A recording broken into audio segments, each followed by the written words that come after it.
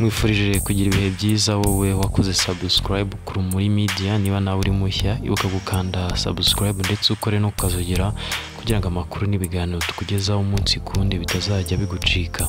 Aha turi ni mu karere ka Nyanza, ni inkuru yatunguye abantu benshi, ni inkuru itaramara igihe, ni inkuru iri kuvugwaho cyane aho meya w'aka karere yegujwe na njyanama.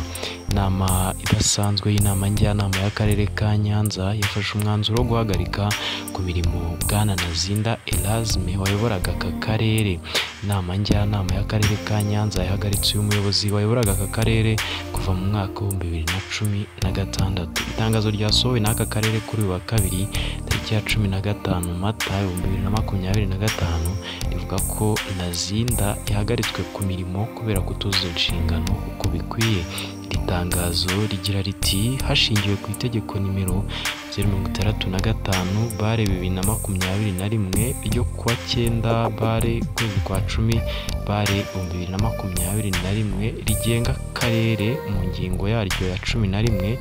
None kuwa 15 Mata inama idasanzwe y'inama njyanama y'akarere ka Nyanza yafashe umwanzuro wo guhagarika Bwana Nazinda Erasme mu nshingano zo kuyobora akarere ka Nyanza kubera kutuzuza inshingano.